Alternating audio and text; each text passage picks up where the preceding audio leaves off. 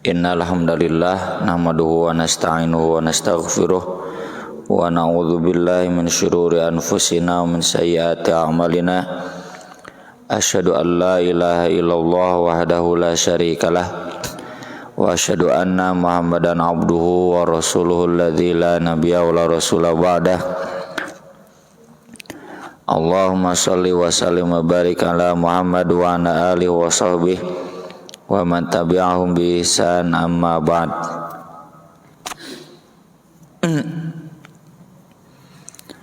Halaman 187.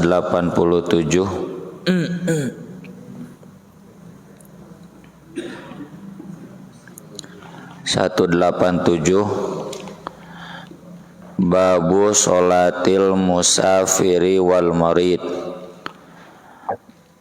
Bab sholat orang yang safar dan orang yang sakit.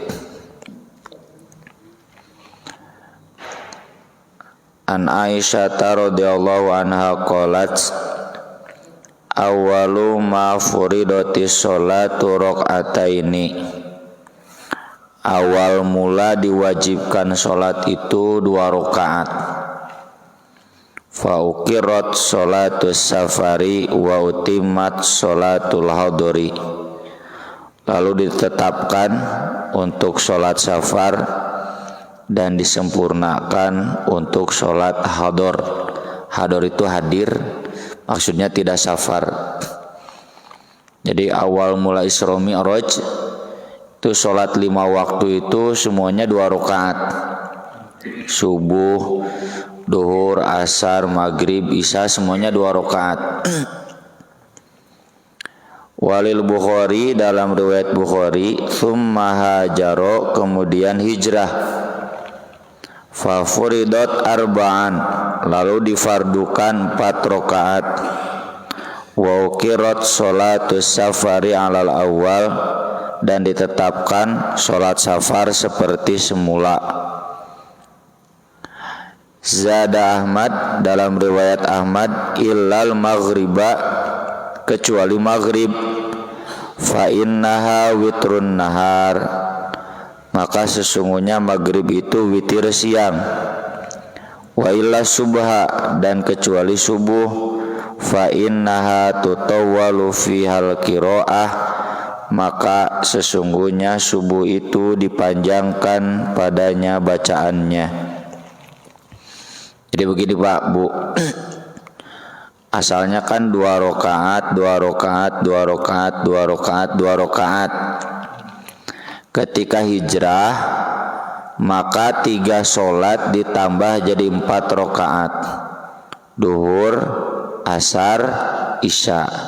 Maka dari itu ada tahiyat awal. Tahiyat awal itu dulunya tahiyat akhir.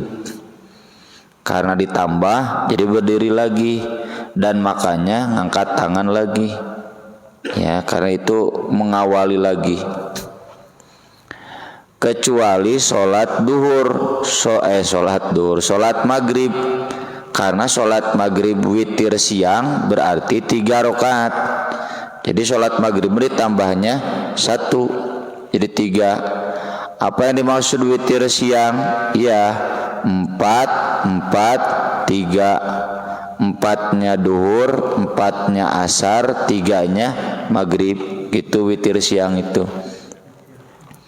Dan kecuali sholat subuh, karena sholat subuh itu bacaannya panjang seukuran sholat yang 4 rakaat gitu. Jadi sholat subuh tidak ditambah. Maka nanti ditetapkan dalam sholat safar yang disebut dengan qashar. Yang qashar itu berarti yang 4 menjadi 2 kembali. Kecuali witir siang maghrib. Kalau maghrib tetap 3, karena witir nggak bisa dikurangi.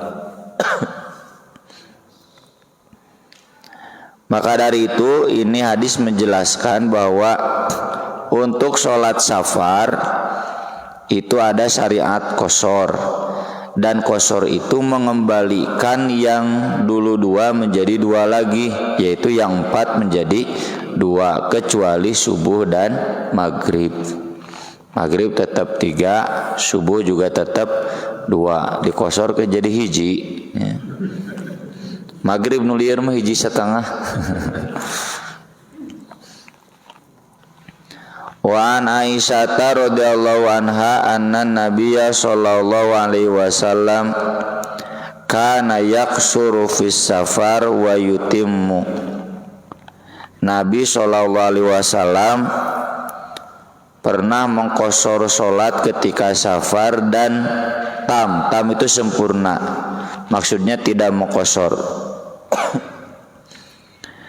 Wa yasumu wa yuftiru. Nabi juga pernah saum ketika safar, juga pernah berbuka, tidak saum. Rawahu Daruqutni, riwayat Ad-Daruqutni, wa ruwatuhu thiqat, rawinya semua thiqat, illa annahu ma'lul, tapi ada keliru sedikit. Wal mahfuz, yang benar, an Aisyata min fi'liha. Ini salah domir ini. Jadi bukan an Aisyata anan Nabiyya sallallahu alaihi wasallam kana yaksuru sholat, bukan, tapi an Aisyata annaha kanat ya taksuru fis safari wa tutimmu ya. Bahkan dalam riwayat lainnya Aisyah itu selama safar tidak mengqosor sholat. Jadi ini kelirunya di mana? Nabi selama safar beliau selalu mengqosor sholat, nggak pernah tam, nggak pernah.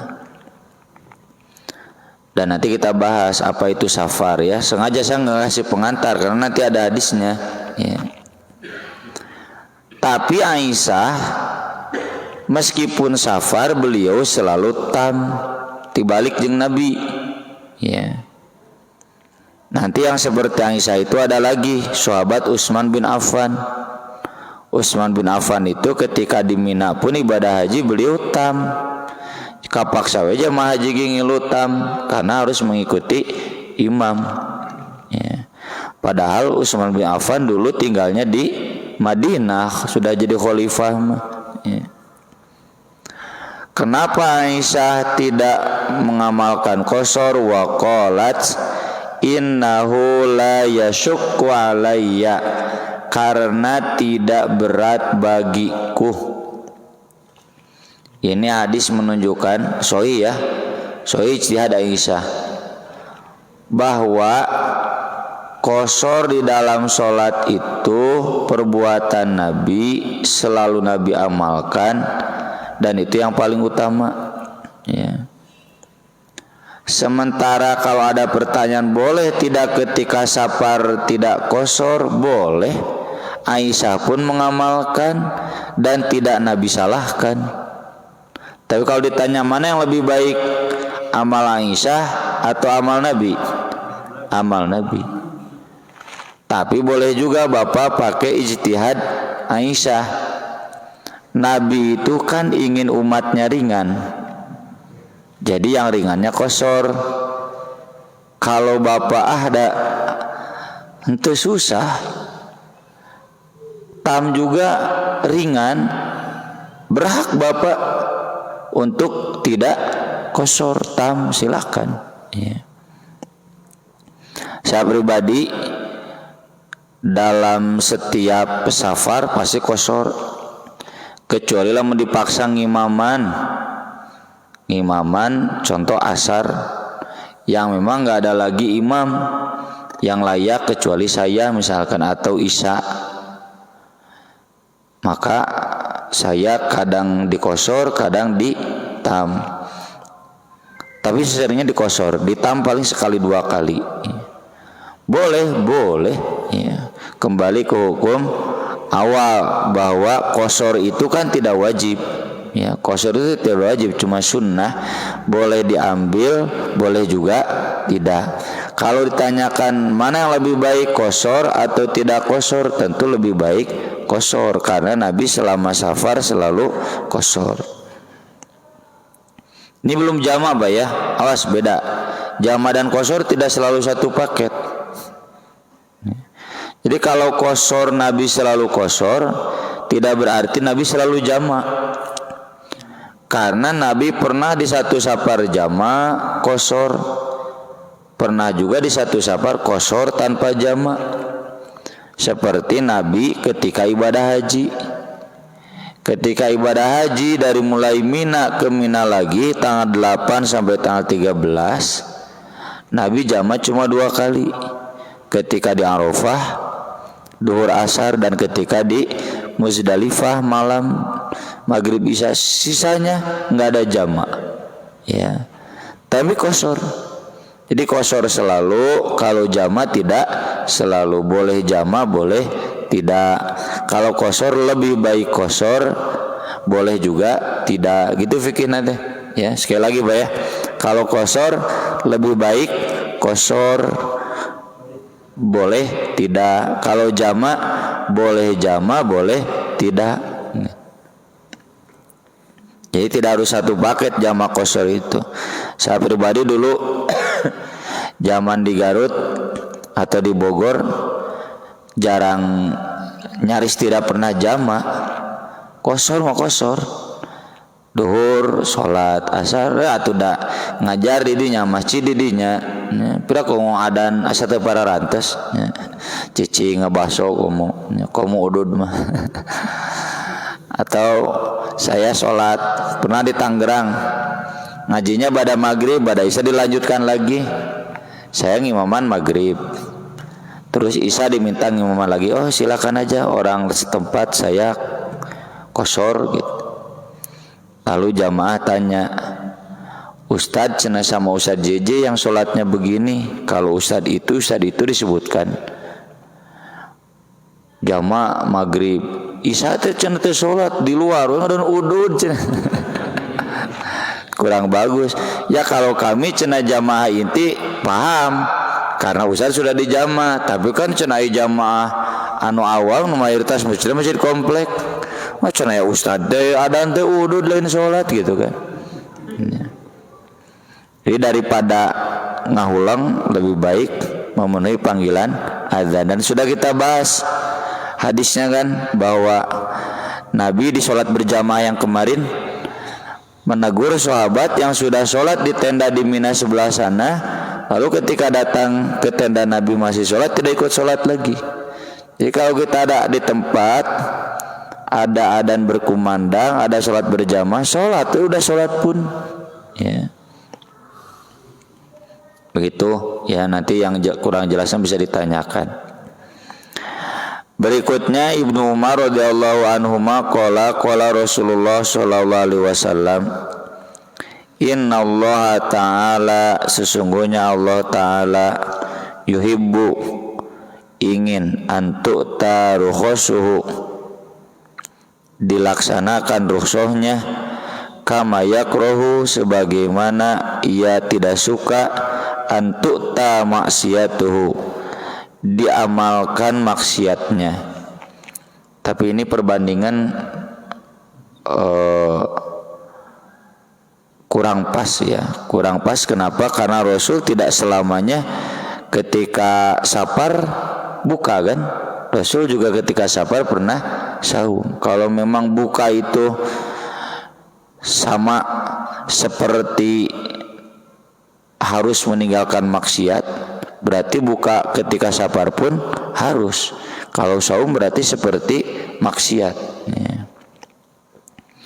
Rawahu Ahmad wa Sahih Ibnu Huzaimah wa Ibnu Hibban wa fi riwayatin. Nah ini yang pas, kama yuhibbu an tu'ta azaimu, sebagaimana dia mencintai diamalkan yang azimahnya. Azimah itu yang bukan rukhsah, ya. Jadi antara rukhsah dan azimah itu sama, ya. Sama-sama dianjurkan, ya. Tergantung nanti konteks sunnah Nabi Shallallahu Alaihi Wasallam. Kayak Nabi, apakah ketika safar wajib buka saum? Tidak. Nabi sering juga kan ketika safar beliau saum. Jadi bukan berarti orang yang saum kemudian maksiat, ya. Orang yang buka berarti meninggalkan maksiat, tidak, ya. Nah, berikutnya kita menjelaskan tentang apa itu safar. Safar itu bapak-bapak, ibu-ibu, arti asalnya pergi jauh. Pasti pertanyaannya berapa jaraknya gitu kan? Ya. Ini hadisnya dari Anas radhiyallahu an qala kana Rasulullah sallallahu alaihi wasallam idza kharaja masirata thalathati amyal, apabila keluar jarak 3 mil au farasikh atau 3 farsakh, shalla rakaataini, beliau salat 2 rakaat. Rawahu Muslim, riwayat Muslim.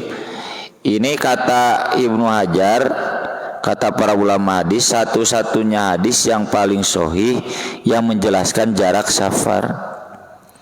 Tapi di sini ada beberapa catatan. Pertama, apa itu maksud 3 mil zaman Nabi? Kok di sini pakai atau farsakh? 1 farsakh itu kurang lebih 5 km. Kalau 3 farsakh berarti 15 km. Di buah batu ke Pasir Koja lah, ya, 15 km. Kasih itu aksan. Kalau dari sini ke Soreang, Jelekong Baleendah, ya, tuh 15 kilo. Kalau 3 mil kan cuma 5 kilo, ya, 5 kilo mah tidak kasih tuh aksen 5 kilo. Tapi berarti safar, ya. Jadi kemungkinan besar maksud 3 mil di sini 3 farsakh, ya, 3 farsakh. Karena kalau mil Arab apakah sama dengan mil di Eropa, walau alam, ya. Kita kan tahu mil itu standar Eropa. 1 mil itu kurang lebih 1,6 km kan. Jadi kalau 3 mil kurang lebih 4,8 km, 5 kilo. Nah, apakah mil di hadis sama dengan mil yang ada di barat? Ya, kemungkinan tidak, sama aja dengan farsakh, ya. Farsakh itu asli di Arab saja, di yang lain nggak ada. Jadi kalau pakai hadis ini kurang lebih 15 kilo. Kemudian bapak-bapak silakan ngacolok dulu ke halaman 191, nomor 464 yang di tengah. Wa Ibnu Abbas radhiyallahu anhuma qala, ada Pak? Ibu-ibu ada ya? Qala Rasulullah sallallahu alaihi wasallam, la taqsurus sholah, jangan kalian mengqosor salat, fi aqalla min arba'ati burud, kurang dari 4 barid, min Makkah ila Usfan, dari Makkah ke Usfan. 1 barid itu 4 farsakh. Tadi safarsakh berapa kilo, Pak? 5 kan? Kalau 4 farsakh berarti 20 kilo. 1 barid itu berarti 20 kilo. Kalau 4 barid 80 kilo. Jadi jangan mengqosor sholat kalau safarnya kurang dari 80 kilo. Ti dieu ka Garut, Langkung, Garut. Nah, paling kad itu Singaparna, ya, sekitar Singaparna. Garut mah 60, ya, Cianjur 60, Sukabumi lah, ya, Sukabumi kotanya 80 km. Ya. Jadi di sini sebutkan dari Makkah ke Usfan, jarak Makkah Usfan juga sekitar 80-90 km. Ya. Tapi rawahu Daruqutni bi sanadin dhaif, ini sanadnya dhaif. Wasohi anahu mauquf, yang sahih itu adalah mauquf. Mauquf itu berarti pernyataan Ibnu Abbas, dan Imam Bukhari mengutipnya dalam kitab sahihnya, tapi bukan dari Nabi, tapi kata-kata Ibnu Abbas dan Ibnu Umar. Kata beliau berdua, jangan mengqosor salat kurang dari 80 kilo. Jadi bapak ke Garut can 80 kilo temenang kalau ini mau dipakai gitu. Ibnu Hajar menjelaskan, para ulama ya, Imam An-Nawawi, para ulama mazhab Syafi'i, tidak ada satupun penjelasan dari Nabi apa itu safar, jaraknya nggak ada. Yang ada ijtihad. Yang tadi kan Anas. Anas itu ditanya berapa jarak safar Nabi. Lalu Anas menjelaskan Nabi ketika berangkat haji itu di Dzulhulaifah sudah qashar. Jadi tujuannya Nabi bukan ke Dzulhulaifah, cuma mau ke Makkah. Kayak beginilah, saya mau ke tungtung teh laut teh non misalkan ke Garut teh pantai non teh nya Santolo gitulah nya Pamengpeuk. Lalu nyimpang di sini rombongan teh di TKI, boleh safar tidak? Boleh karena sudah berangkat, sudah ala safarin. Dah bukan mau ke sini, mau ke Pamengpeuk ke Garut. Cuma nyimpang di sini kayak begitu. Ya, Nabi SAW ketika itu ya, jadi bukan itu batasan awalnya, cuma mau ke sana karena sudah ala safarin, jadi sudah qashar. Termasuk yang 80 kilo ini juga ijtihad sahabat. Maka dari itu para ulama umumnya mengembalikan ukuran safar itu maklum kalau keluar dari balad. Nah, balad itu apa? Kita rujuk la uqsimu bihadzal balad wa hadzal baladil amin rabbi ij'al hadzal balada amina. Balad itu Makkah di Al-Qur'an. Ari Makkah negara, provinsi, kota gitu. Jadi yang paling pas ya. Sementara yang kami pegang berdasarkan penjelasan para ulama tentang makna safar, asal kita sudah keluar dari batas kota. Kalau Bandung sudah keluar dari Bandung, udah itu sudah safar. Tapi yang mau pakai tadi 15 kilo atau kalau yang memahami 3 mil 5 kilo silakan. Ya, asal bertanggung jawab. Dan ijtihad karena Nabi nggak membatasi. Yang tidak mau kecuali nanti udah 80 kilo, ya kita jangan protes. Karena semuanya ini ada dalam khazanah fikih. Cuma saya pribadi ya yang biasa sering menjelaskan, pokoknya mah asal keluar di batas kota, sudah keluar dari wilayah kota, atau kalau bapak kabupaten, bapak kabupaten lega teuing nyisi soalnya. Ya udah, jadi daerah wilayah Bandung ya dan sekitarnya itu berarti bapak sudah termasuk safar ya. Jadi saya kesini ini sudah bisa safar karena ini Kabupaten Bandung. Meski ya ujung-ujungnya da asa sabalad kene ya. Sabalad itu satu negeri, masih wilayah satu negeri lah. Kalau ke Soreang, nah itu sudah merasa keluar ya. Kayak saya di Cimahi, asa satu balad, bukan asa, memang rujukannya ijtihadnya subjektif kan, karena nggak ada batasan kilometer. Kalau ke Padalarang, nah itu sudah keluar dari balad. Ya. Begitu silakan. Jadi bapak-bapak kita nggak usah banyak berdebat lagi ya tentang batasan, karena nggak ada dari Nabi, nggak ada. Yang ada cuma ijtihad sahabat yang dua tadi, yang satu Anas ya, yang kedua Ibnu Abbas dan Ibnu Umar. Sisanya nggak ada. Mau debat sampai kapanpun begitu datanya ya. Kita kembali ke 458 halaman 189. Wa anhu, ini masih dari Anas radhiyallahu an qala Kharajna ma Rasulillah sallallahu alaihi wasallam minal Madinah ila Makkah.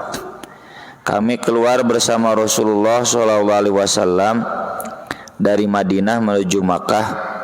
Fakana yusolli rakaataini, beliau sholat 2 rakaat hatta roja'na ilal Madinah, sampai kami pulang ke Madinah. Ini kalau Nabi Madinah ke Makkah perjalanannya kan rata-rata 12 hari, 10 sampai 12 hari. Jadi di perjalanan lagi 20 hari. Jadi Makkahna ini makanya entah ibadah haji, entah umroh, ya kan Nabi pernah umroh yang tidak jadi perjanjian Hudaibiyah itu, lalu umroh sebelum haji wada. Kalau memang umroh ya kurang lebih seperti kita seminggu di sana. Berarti Nabi selama 1 bulan di qashar. Maksud 2 rakaat bukan berarti maghrib juga 2 rakaat ya. Ini mafhum.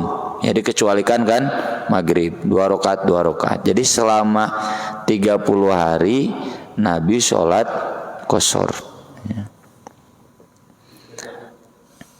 Kemudian Ibnu Abbas radhiyallahu anhuma qala aqama Nabi sallallahu alaihi wasallam 19 yauman yaksur.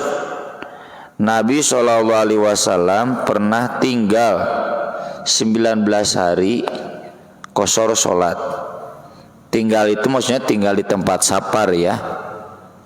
Ini juga menepis fikih yang menyatakan, jadi contoh Pak, kalau saya ke Jakarta, saya tinggal di Jakarta 1 minggu, katanya ketika tinggal di Jakarta 1 minggu itu nggak boleh qashar, karena sapar itu alamat cenekeur di kendaraan di perjalanan. Ini buktinya Nabi tinggal selama 19 hari di tempat sapar qashar. Wa fi lafdhin bi Makkah 19 yauman. Dalam riwayat lain di Makkah 19 hari itu. Jadi Nabi bukan hanya di perjalanan ke Makkahnya saja. Ketika di Makkah 19 hari pun beliau qashar. Rawahul Bukhari wa fi riwayatin di Abi Dawud 17. Ada yang menyebut 17, ada yang menyebut 15, ada yang menyebut 18. Kurang lebih segitulah ya. Kemudian dalam riwayat Jabir, aqama bi Tabuk, Nabi pernah menetap di Tabuk. Tabuk itu kan di luar Madinah jauh. Isrina yauman, selama 20 hari. Yaksurus sholah, beliau mengqashar sholat. Jadi sampai 20 hari beliau mengqashar sholat. Cuma memang ada fikih ijtihad di para sahabat. Jadi maksud riwayat ini, kalau lebih dari 20 hari maksimal itu dikategorikannya mukim. Tapi sampai 20 hari itu boleh qashar. Tapi ini juga bukan dari Nabi. Ya. Bukan dari Nabi. Kita boleh qashar, sahabat pun ada yang sampai 6 bulan di Azerbaijan, Ibnu Umar qashar 6 bulan. Jadi cenah Ustaz, batasannya kapan? Selama Bapak merasa qashar. Misalkan Bapak tugas di Jakarta, itu Bapak ke Jakarta itu pergi pulang, dah pulang nama ke Bandung. Jadi meskipun beberapa tahun Bapak kerja di Jakarta, hari memang tidak ada niat menetap mah, ya. Istri di sini, KTP di sini, kecuali kalau Bapak sudah ada niat menetap di sana. Jadi 2 tempat menetapnya, Jakarta dan Bandung. Nah, kalau ke Bekasi, ke Bogor, ke Purwakarta qashar boleh. Ya. Kayak santri yang menetap di pesantren, gimana Ustaz? Ya udah kamu mah menetap di sini untuk sekian waktu. Jadi mukimnya 2 di Bandung dan di Sukabumi misalkan.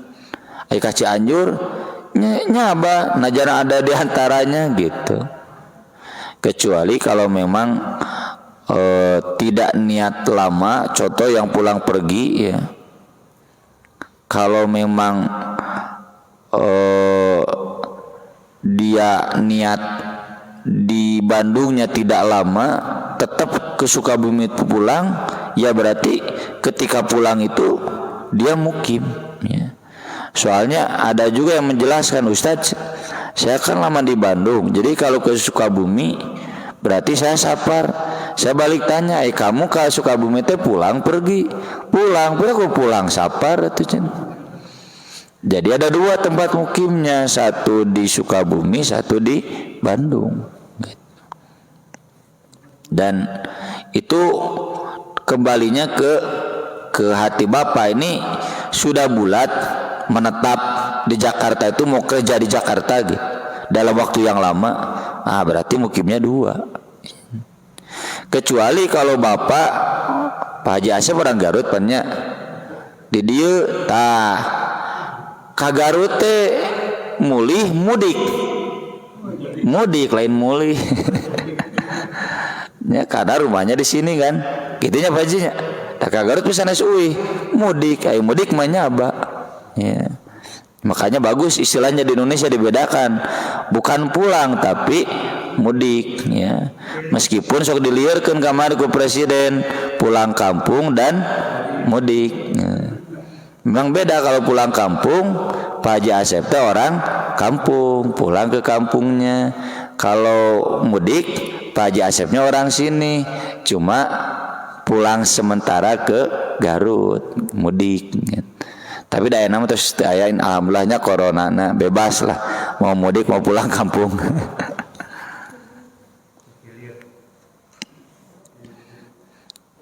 Kemudian hadis Anas bin Malik radhiyallahu an qala kana Rasulullah sallallahu alaihi wasallam idza irtahala fi safarihi. Rasulullah sallallahu alaihi wasallam apabila berangkat dalam safarnya, ya menuju safarnya, qabla antazigha syamsu, sebelum tergelincir matahari. Tapi ketika safar, misalkan ini rombongan touring, ya bapak-bapak tukang touring, ketika udah di Cicalengka mau berangkat ke Pangandaran, berangkatnya qabla duhur di Cicalengka itu.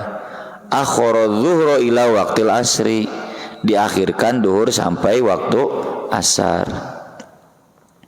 Tsumma nazala, kemudian turun istirahat, fajama'a bainahuma, Nabi kemudian menjama di antara keduanya. Fa in zaghatis syamsu qabla an yartahila, kalau matahari sudah tergelincir sebelum pergi, contoh bapak-bapak yang touring istirahat di Cicalengka, ngong adan duhur. Nah, Nabi itu sholat zuhro tsumma rokiba, Nabi sholat duhur kemudian naik kendaraan. Tapi lebih jelasnya muttafaqun alaih wa fi riwayatin lil Hakim fil arba'in bi isnadin sahih, sholat zuhro wal asro tsumma rokiba, duhur dan asar diawalkan kemudian berangkat. Ini saya alami sendiri. Saya pulang dulu dari Garut hari Selasa atau Rabu. Kalau beres ngajar jam 10, saya pulang. Nanti sholatnya di Jama' Takhir di Ranca Ekek atau di Cileunyi. Tapi kalau sholat keluar dari kelas setengah 12, tanggung kan duhur. Sholat duhur dulu, lalu sholat asar Jama' Takdim, baru saya pulang. Begitu. Wali Abi Nuaimin fi mustakhraji Muslim kana idza kana fi safarin, maksudnya apabila sedang safar, fazalatis syamsu, lalu tergelincir matahari, sholat zuhra wal asro jami'an, sholat duhur dan asar dulu di jama', tsumma irtahala, kemudian pergi. Nah, ini nanti dijadikan salah satu penjelas oleh para sahabat. Nabi itu umumnya jamak dalam perjalanan. Kalau qashar mau dalam perjalanan, mau sedang di tempat perjalanan. Tapi kalau jamak, Nabi umumnya ketika dalam perjalanan. Tapi kalau sedang di tempat, Nabi umumnya tidak dijamak, tapi tetap di qashar. Ini jadi dalil boleh jamak takhir, boleh jamak takdim. Ya. Urutannya jangan diubah, Pak ya. Semua hadis urutannya duhro wal asro.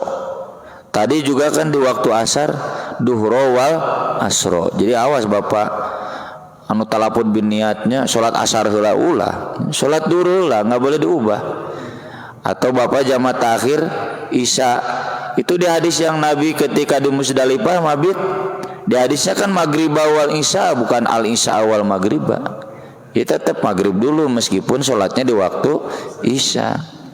Ya, dan ini sering saya alami dulu kalau saya pulang dari Garut sore jam 5 datang ke Rancaeke ke Al Maksumah itu, turun bus Prima Jasa wedang der. Itu pas sholat isya saya bermakmum, tapi 3 rakaat saya salam. Lalu itu beres saya gabung. Pernah ditanya kenapa cenah sholatnya 3 rakaat? Saya maghrib, karena saya belum maghrib. Kenapa nggak isya dulu? Dah tuh isya heula, di mana lagi maghrib heula. Meskipun imamnya sholat isya. Jadi urutan nggak boleh diubah. Kemudian ini hadis Muadz radhiyallahu an qala kharajna ma'an Nabi sallallahu alaihi wasallam fi ghazwati Tabuk. Kami pernah keluar bersama Nabi sallallahu alaihi wasallam dalam perang Tabuk. Fakana yusolli dzuhra wal asra jami'an wal maghriba wal isya jami'an. Nabi sholat duhur dan asar di jamak, dan maghrib dan isya di jamak. Subuh tidak ada jamak. Ya. Ini juga urutan duhur dan asar. Dan tadi kita tahu Nabi di Tabuk itu tinggalnya berapa hari, Pak? 20 hari. Dan Nabi menjamak. Ini yang tadi saya sebutkan di awal. Kalau jamak boleh jamak, boleh tidak. Yang tidak mah itu dalilnya ketika Nabi ibadah haji. Nabi bukan nyaris, di semua tempatnya tidak jamak kecuali ketika repot di Arafah dan di Muzdalifah. Tapi kalau qashar sebaiknya qashar, tapi boleh tidak gitu. Ada sebaiknya kalau qashar, kalau jamak nggak ada sebaiknya.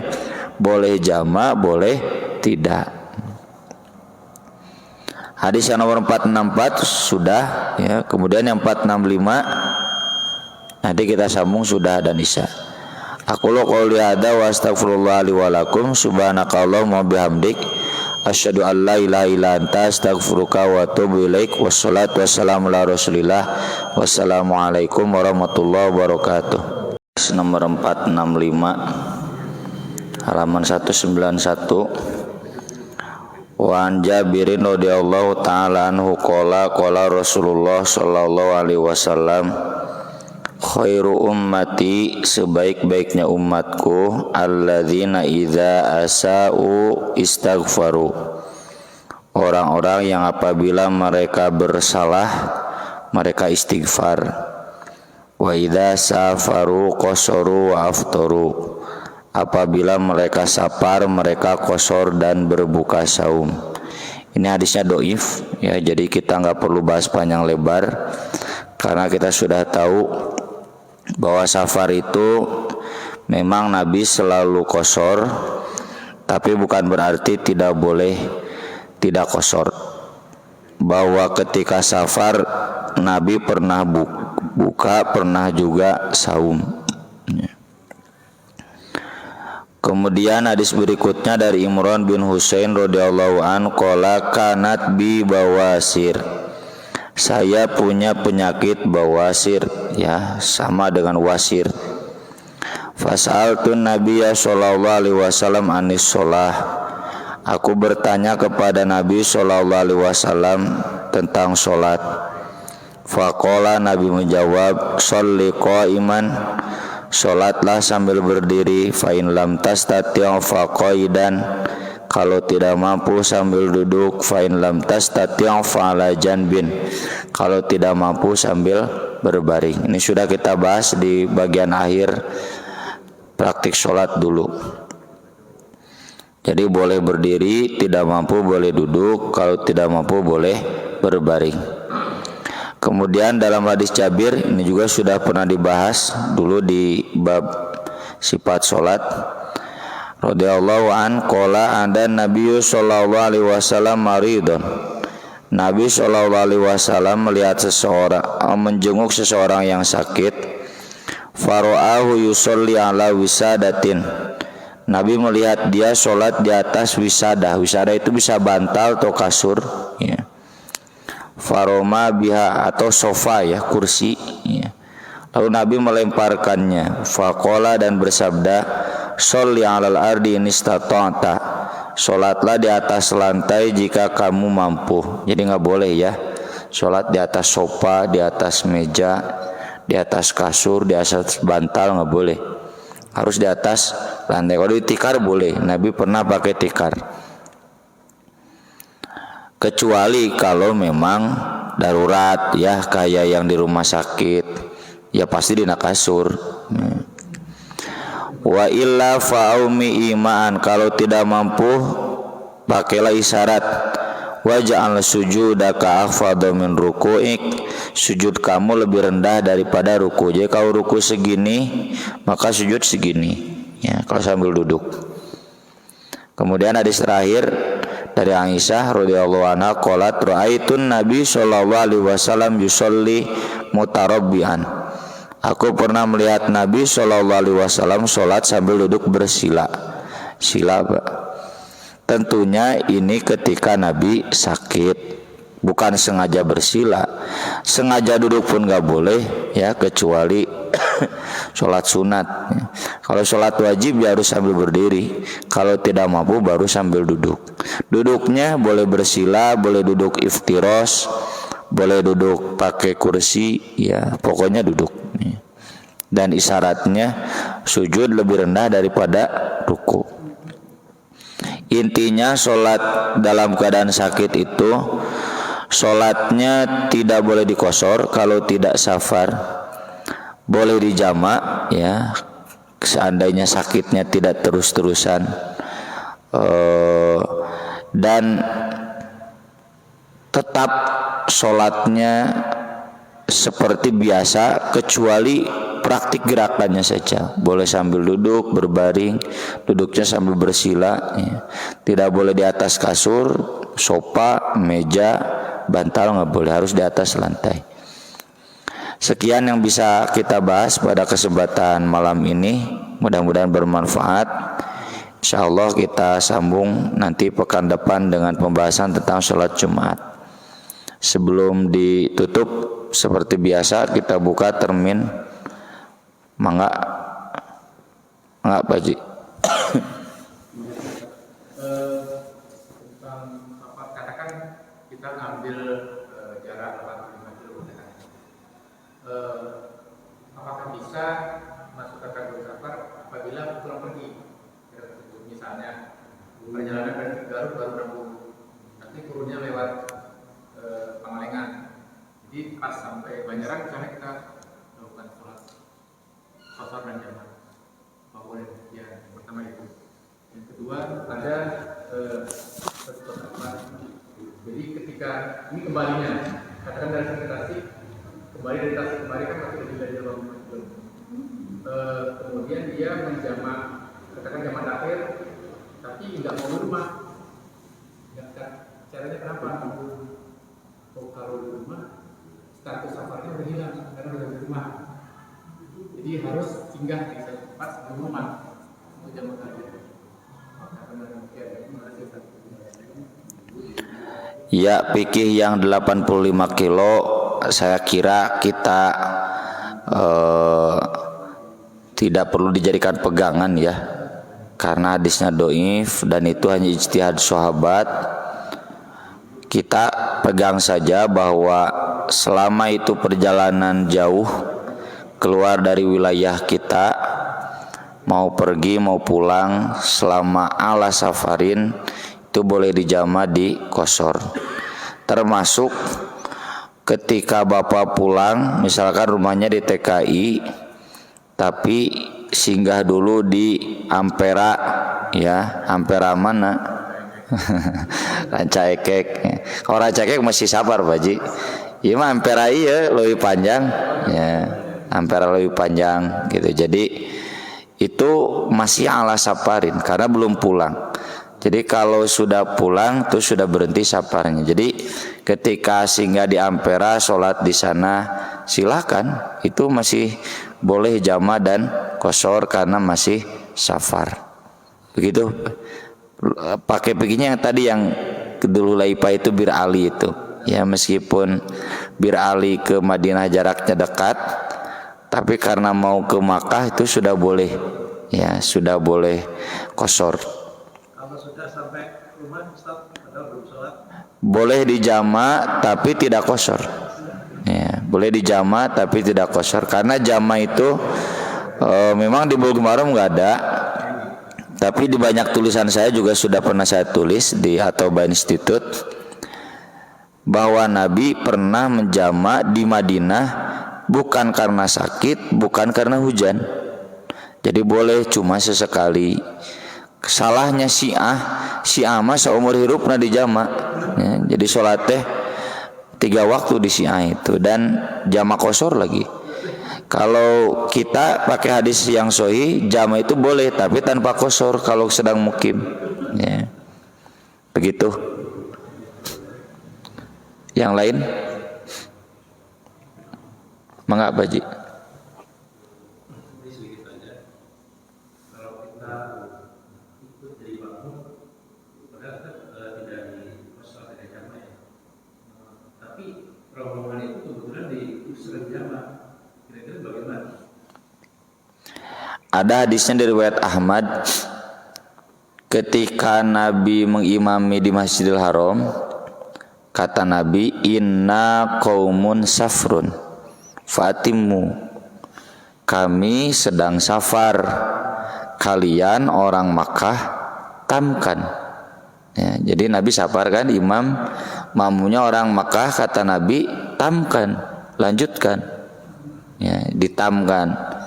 Cuma memang ini yang belum ketemu dalilnya, apakah orang Makkah di Masjidil Haram saat itu masing-masing tamnya atau ngangkat imam yang baru, ya walau alam.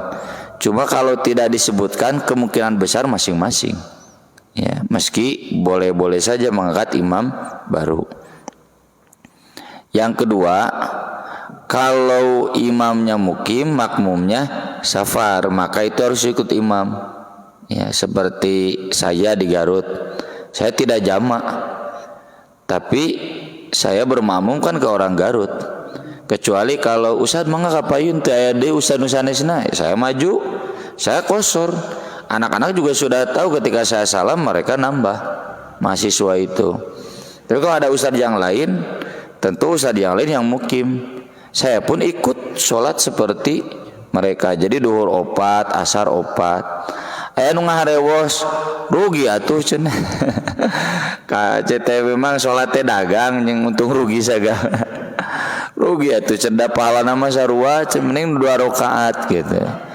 Justru kalau saya sholat 2 rakaat tidak berjamaah, pahalanya hilang 27 kali lipat kan. Tapi kalau berjamaah meski 4 pahalanya 27 kali lipat, mana nu rugi ya gitu. Itu pula yang saya kalau ditanya oleh jamaah umroh, Ustadz kalau saya umroh bagusnya gimana? Saya sering jawab, kalau bapak ibu sedang rine ada di hotel dekat dengan Masjidil Haram dan Masjid Nabawi, sholat aja 5 waktu kayak Nabi di Mina. Lebar sholat di Makkah di Madinah itu pahalanya gede sampai 100.000 kali lipat sholat di TKI di sini. Ya di Masjidil Haram, kalau di Madinah kan 1000 kali lipat. Ya, sayang. Apa cenah Ustaz pahalana mah sama beda. Kalau kita pahala. Contoh ya, Bapak jamaah qashar di Masjidil Haram, sholat berjamaah bareng kan dengan jamaah. Lalu kan Bapak jamaah berarti sholat lagi kan sedikit kan? Sedikit. Bandingkan antara sholat asar sedikit dengan jamaah rombongan umroh atau sholat asar berjamaah semua jamaah Masjidil Haram, mending mana? Besar pahala berjamaah dan berjamaah Masjidil Haram. Semakin banyak langkah kaki ke Masjidil Haram, ke Masjid Nabawi, semakin banyak catatan amalnya. Gitu. Jadi nya kecuali nya ibu-ibu sorariwuh balanya kagok cenah kagok itu silakan diatur-atur ya. Atau sedang ziarah misalkan ke Uhud, ke Badar ya, ke Gua Hiro, tanggung sholatnya di jamaah silakan. Tapi kalau sedang rileks ya, sedang tidak sibuk, lebih baik udahlah ya. Jangan bisa malah tong ka mana-mana di Masjidil Haram cicing itikaf ira deui atau di Masjid Nabawi. Meskipun ya tentu boleh ya ziarah, lihat tempat-tempat bersejarah yang biasa kita baca di tarikh, kemudian kita lihat kan dalam kenyataan itu tentu lebih menyentuh ya. Ada lagi? Mangga. Tentang ini Ustaz, tentang salam di akhir sholat. Ada yang Assalamualaikum warahmatullah, Assalamualaikum warahmatullah. Ada yang Assalamualaikum warahmatullah, Assalamualaikum warahmatullahi wabarakatuh. Ada yang Assalamualaikum warahmatullah, Assalamualaikum warahmatullah. Yang saya tahu Assalamualaikum saja ada, Assalamualaikum saja sama. Assalamualaikum warahmatullah, kirinya juga Assalamualaikum warahmatullah. Kalau kanannya pakai wabarakatuh, kirinya juga pakai wabarakatuh. Nah yang silang saya belum tahu, saya belum perlu cek lagi nanti ya di kitab-kitab hadis, kitab-kitab fikih, apakah boleh atau tidak menurut para ulama. Tapi yang saya pelajari zaman pesantren dulu sampai sekarang yang saya tahu seimbang ya. Yang selang sekar belum tahu saya ya. Mohon belum tahu ya, kadi wabarakatuh, kadi teu pakai wabarakatuh gitu ya. Assalamualaikum warahmatullahi, kadi assalamualaikum mungkul gitu, saya belum tahu. Nanti insyaallah hutang ya, kemarin juga ada hutang ya, saya lupa lagi banyak hutang yang Allah maghfir di amin ya. Ya. Pak Haji mangga. Tadi Ustaz kan sedang safar, terus jadi imam. Ustaz melakukan sholatnya qashar dan makmum melanjutkan 4 rakaat. Terus sholat berjamaahnya gimana Ustaz? Apa ganti imam gitu atau? Kalau di jamaah saya sudah biasa ngangkat imam baru. Jadi imam otomatis ya maju, ibaratnya imam kalau batal kan berjamaahnya tetap dilanjut, imamnya ngangkat baru gitu. Meski tadi saya katakan dalil pasti itu jamaah di Masjidil Haram apakah ngangkat imam baru atau tidak, ini tidak ditemukan ya. Jadi kalaupun ngangkat baru boleh, tidak ngangkat baru masing-masing juga boleh ya. Terus status berjamaahnya gimana Ustaz? Status berjamaahnya tetap ya. Iya. Jadi kan tadi imamnya ya, ini istilahnya ibaratnya masbuknya ya, masing-masing. Tapi tetap kan berjamaahnya dihitung. Cuma memang yang bingung itu nanti yang talafut bin niat itu. Ya. Asalna makmuman kemudian jadi imaman kalau tidak dilanjutkan imamnya ya. Makanya bagusnya biar talafut bin niatnya enggak rubah, lanjutkan aja imam ngangkat baru. Ya. Tapi imam juga nanti bingung talafut bin niatnya. Nah, imam baru itu. Ya makanya hemat saya udahlah nggak usah talafut bin niat. Biar mudah gitu ya diamalkannya. Ada lagi? Mangga Pak Haji. Makasih Pak Ustaz, saya tanya, kalau kita musafir posisi kita masih di rumah, pas duhur, apakah kita bisa kosong asar? Belum, karena belum sapar. Kecuali Pak Haji sudah berangkat ke Ampera. Nah, iya, boleh. Contoh saya Pak Haji ya, kemarin ketika ke Garut, saya berangkatnya udah Jumatan dari sini. Itu bisa dikategorikan sudah sapar. Cuma saya nggak jama saat itu karena bingung ningal neangan dalil jama Jumat jeung asar. Yang ada kan duhur dan asar. Ya. Bingung. Jadi saya sholat asarnya di sana, ya, di Garut, begitu.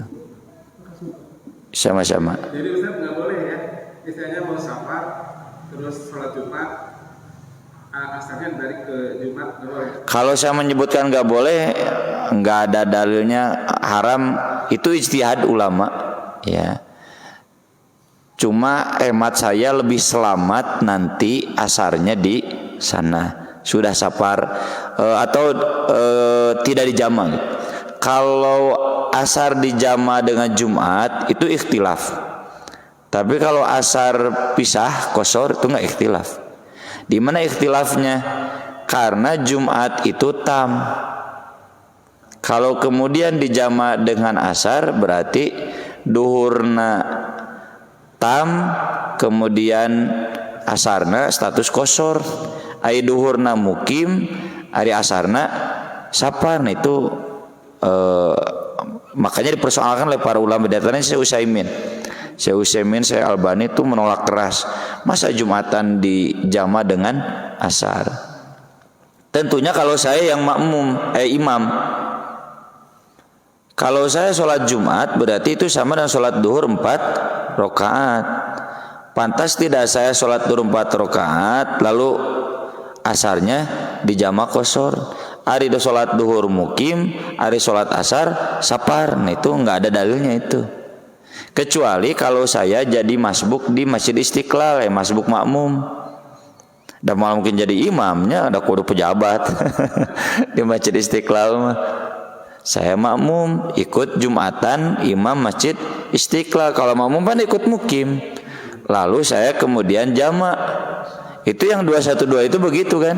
Ya. Udah beres Jumatan kemudian sholat asar. Boleh tidak boleh dah. Makmum mah boleh ikut yang mukim. Yang jadi persoalan itu imam. Imam Jumatan udah begitu kemudian dia sholat asar. Itu jadi inkonsisten mukim dan saparnya. Makanya saya selama ngajar di Garut 10 tahun di jadwal khotib Jumat nggak mau. Kenapa? Karena saya biasa di sini sapar. Ya, itu para rubuh cete pikirna gitu. Meski boleh saja ya, karena ada ulama yang membolehkan. Jadi kalau sampai menyebutkan haram, saya nggak berani, takut mengharamkan yang halal. Cuma hanya menjelaskan yang ini ikhtilaf, yang ini tidak ikhtilaf gitu. Jadi amannya udah saja nanti asarnya ya, dipisah, tidak digabung dengan Jumatan. Kalau makmum bebas ya. Sekian, terima kasih, mudah-mudahan bermanfaat. Insyaallah kita sambung dengan pembahasan yang akan datang. Aku qouli hadza wa astaghfirullah li wa lakum. Subhanakallahumma bihamdik asyhadu an la ilaha illa anta astaghfiruka wa atubu ilaik. Wassalatu wassalamu ala Rasulillah. Wassalamualaikum warahmatullahi wabarakatuh.